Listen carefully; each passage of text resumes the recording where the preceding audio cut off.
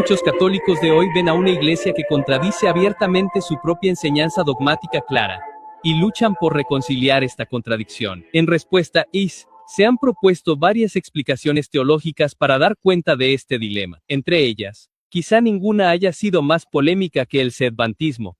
El sedvantismo es una teoría que postula que la adhesión pública a doctrinas contrarias a la fe católica es incompatible con la pertenencia a la Iglesia Católica, y puesto que alguien que no es miembro de la Iglesia no puede ser su cabeza, se deduce que los hombres que promulgan tales doctrinas no pueden ser verdaderos papas. De esta premisa se deduce necesariamente que el cargo papal está vacante en la actualidad. Por supuesto, existen muchas objeciones a esta teoría. Una de las más comunes se basa en una apelación a la enseñanza dogmática del Concilio Vaticano I. El concilio enseñó que la primacía de Pedro tiene sucesores perpetuos, y perdurará hasta el fin de los tiempos. Los sivantistas tienen un gran problema teológico que resolver. Los sativantistas dicen que no tenemos papa, no tenemos obispos, y todo ha desaparecido. Mira, no hay autoridad alguna. Bueno, eso plantea un grave problema teológico, y es este. ¿Cómo explicas entonces el dogma de la Iglesia de que debe haber una sucesión ininterrumpida de jerarquía, es decir, papas y obispos desde la época de San Pedro hasta el fin del mundo? La objeción es algo así como el Concilio Vaticano I enseña que Pedro tiene sucesores perpetuos, el papado no puede estar vacante durante un periodo prolongado de tiempo. Por lo tanto, el sedentarismo va en contra de la enseñanza del Concilio Vaticano I. Ese razonamiento depende de la premisa de que la visibilidad de la Iglesia se derrumba sin un papa reinante. Pero esto es un malentendido de lo que el concilio realmente estaba enseñando. Entonces, ¿qué enseñó realmente el Concilio Vaticano? Papa Pío IX, Concilio Vaticano I, cita del pastor Returnis.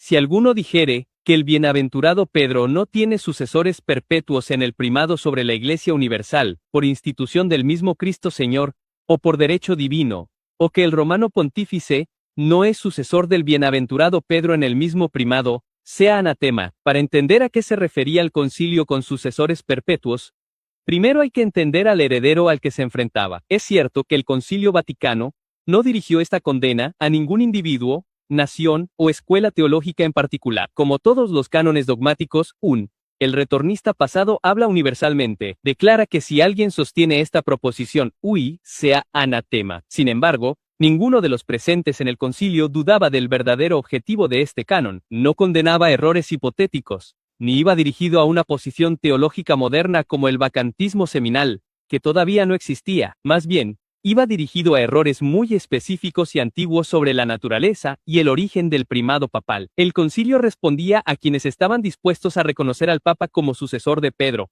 al tiempo que negaban que poseyera la misma autoridad concedida a Pedro. En otras palabras, condenaba cualquier intento de admitir la sucesión material del cargo, al tiempo que rechazaba la sucesión formal en el primado. Este es un error muy antiguo, que se ha revivido repetidamente, es decir, Pedro tenía el primado pero era un primado personal único que terminaba con él. Esta postura permitía afirmar el primado de Pedro, al tiempo que negaba el primado pleno de sus sucesores. Esta visión se extendió de varias formas en el siglo XIX. Las más destacadas fueron el galacinismo en Francia y el franquismo en Alemania. La teología galicana, en particular, sostenía que el primado papal derivaba de la Iglesia, y por lo tanto, estaba condicionado por ella en lugar de fluir directamente de Cristo. El pastor Returnis tenía como objetivo rechazar las afirmaciones de que el primado de Pedro era meramente personal y temporal, que terminaba con Pedro, o que el papado hoy en día posee solo un primado de honor. También condenó directamente la idea de que la autoridad papal derivaba de la Iglesia y no de Cristo, y, por lo tanto,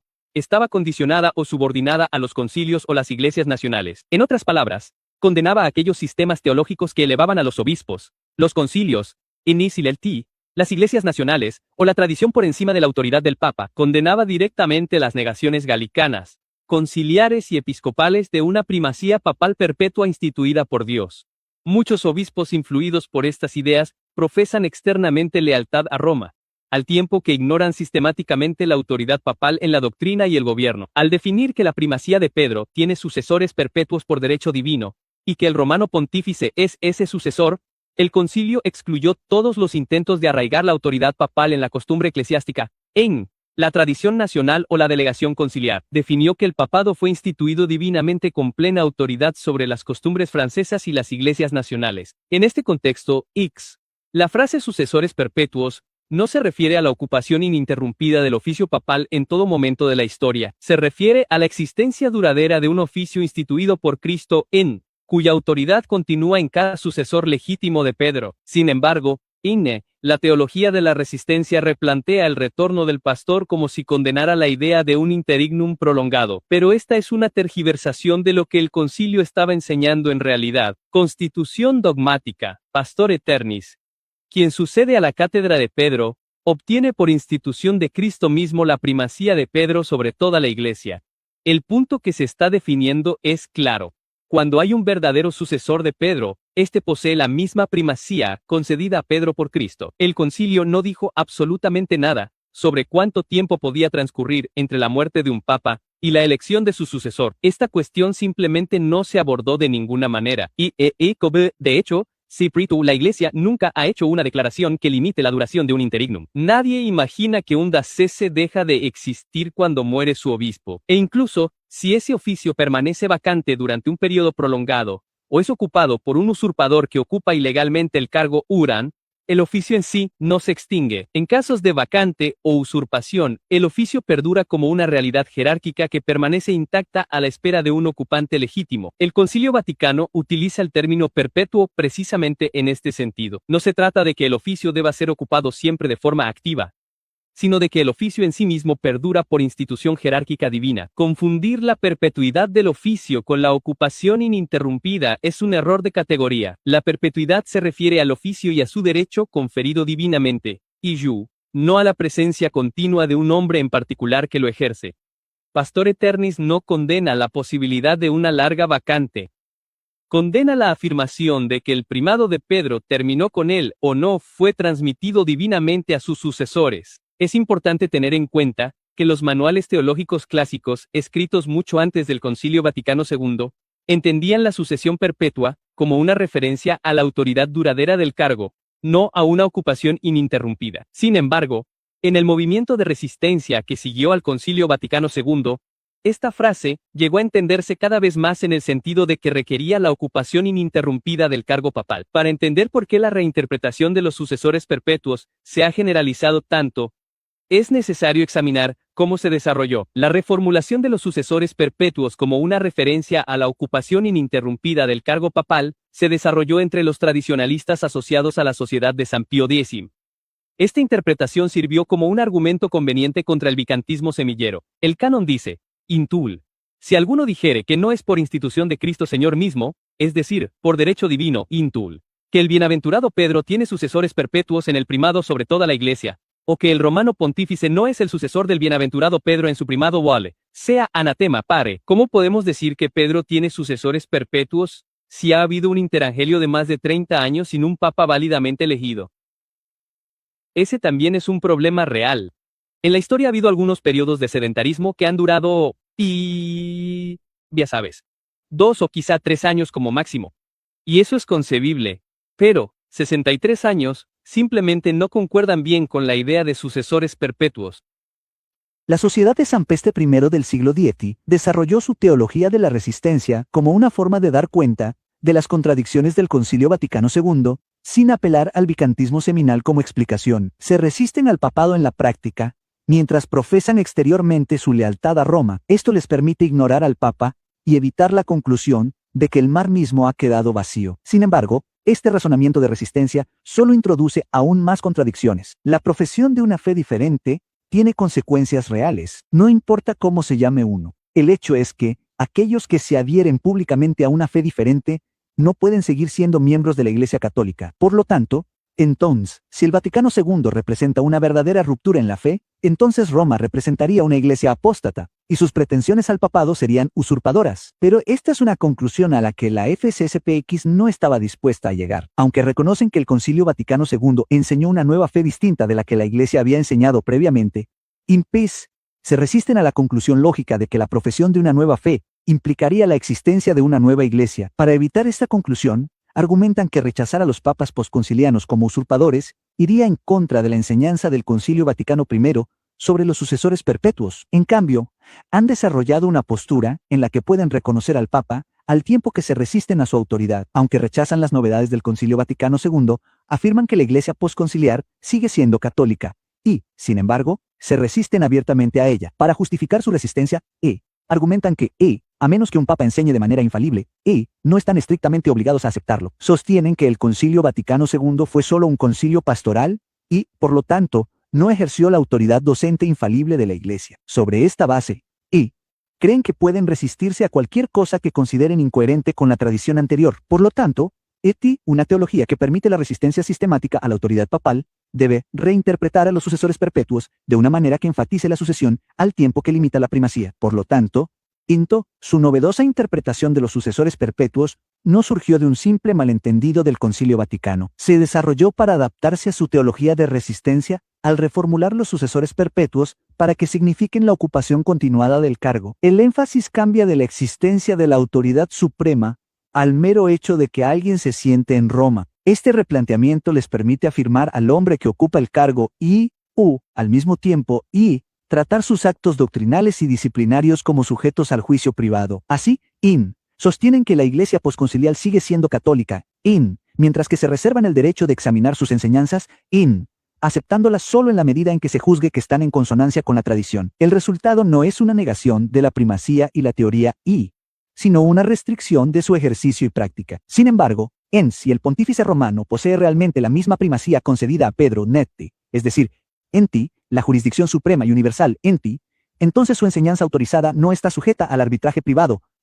incluso cuando no habla de manera infalible. Su magisterio auténtico exige la sumisión religiosa del intelecto y la voluntad. Papa Pío I, 9 cita de Quanticura, ni podemos pasar por alto ni silenciar la audacia de aquellos que, sin soportar la sana doctrina, sostienen que sin pecado y sin ningún sacrificio de la profesión católica, se puede negar el ascenso y la obediencia a aquellos juicios y decretos de la Iglesia Apostólica, cuyo objeto se declara que concierne al bien general de la Iglesia y a sus derechos y disciplina, siempre que no afecte al dogma de la fe y la moral. Y en el número 22 del Sílabo de los Herederos, Pesaj 9, condena una vez más a aquellos que limitarían la obligación que vincula a los católicos a solo aquellas cosas que se proponen para la creencia universal como dogmas de la fe por el juicio infalible de la Iglesia. De hecho, todos los manuales teológicos anteriores al Vaticano II enseñan sistemáticamente que incluso el nivel más bajo de la auténtica enseñanza de la Iglesia requiere que los católicos le den su ascenso religioso interno. Ahora bien, había un pequeño grupo dentro de la FCCPX que entendía que un católico no puede resistirse legalmente a la autoridad de un verdadero papa. Sin embargo, seguían aferrándose a una premisa errónea heredada de la teología de la resistencia, a saber, la creencia de que la sucesión perpetua requería la ocupación constante del oficio papal. El propósito de la tesis sobre casos fue solucionar esta dificultad. Por eso se desarrolló. Se propuso como una forma de reconciliar la convicción de que las pretensiones del papado posteriores al Vaticano II no podían poseer una verdadera autoridad papal, y la suposición de que el oficio papal siempre debía estar ocupado. La tesis de los casos distingue entre sucesión material y formal. Reconoce que un hombre que enseña públicamente una fe diferente no puede ser un verdadero papa, pero intenta evitar la conclusión del vicantismo semilla, postulando una sucesión material separada de la primacía formal. Sostienen que la silla no está vacante materialmente porque un hombre ha sido elegido válidamente, al tiempo que afirman que no posee realmente la autoridad papal. El resultado es una teoría que afirma la sucesión al tiempo que niega la primacía que es propia de esa sucesión. Pero este es precisamente el tipo de separación que condena la Constitución dogmática del Concilio Vaticano I, aprobada por un retornista. Cita: quien sucede a Pedro en la cátedra, obtiene, por institución de Cristo mismo el primado de Pedro sobre toda la Iglesia. El concilio definió que el pontífice romano es el sucesor de Pedro en el primado no un sucesor sin autoridad ni un mero suplente. Lo interesante es que en la práctica un papa material que no posee el mismo primado que Pedro, no es más que una variación de lo que el concilio estaba condenando. Pueden llegar de A a B con razonamientos diferentes, pero ambos llegan al mismo lugar, un papa material que no posee el mismo primado que Pedro. El pastor retornista no está condenando la idea de una vacante prolongada, estaba condenando la afirmación de que el primado de Pedro terminó con él o que no fue transmitido divinamente a sus sucesores. Ese es el heredero real bajo anatema. No hubo ningún teólogo aprobado después del primer Concilio Vaticano que afirmara que los sucesores perpetuos significaban que nunca habría un interregnum prolongado o incertidumbre papal. La primacía perdura perpetuamente en la Iglesia, no porque siempre se ejerza sino porque siempre existe como un cargo susceptible de ser ejercido, un cargo de jurisdicción suprema instituido divinamente y establecido para toda la duración de la Iglesia, transmitido necesariamente a sucesores legítimos, que es totalmente inherente a cada ocupante, aunque puede haber vacantes periódicas, y la Iglesia nunca se ha pronunciado sobre cuánto tiempo exactamente podría durar una vacante. Los Corvul Sativantistas tienen un gran problema teológico que resolver. En realidad, es la tesis del Caesacum, la que tiene un gran problema teológico que resolver. Dicen que hay un hombre con sucesión material al papado y, sin embargo, Factes no posee formalmente la primacía papal. Ahora bien, el primer Concilio Vaticano enseñó explícitamente como dogma que quien sucede a la silla de Pedro o, por ese mismo hecho recibe la misma primacía que le fue conferida a San Pedro. Lo que propone la tesis es una sucesión papal sin la autoridad que la define. Pero el dogma mismo excluye tal posibilidad. El dogma no admite una sucesión meramente material desprovista de primacía. Si la sucesión es válida, entonces también debe estar presente la primacía, y si falta la primacía, entonces la sucesión misma no puede ser válida.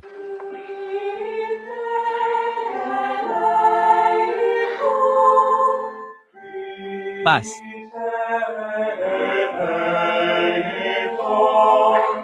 Paz.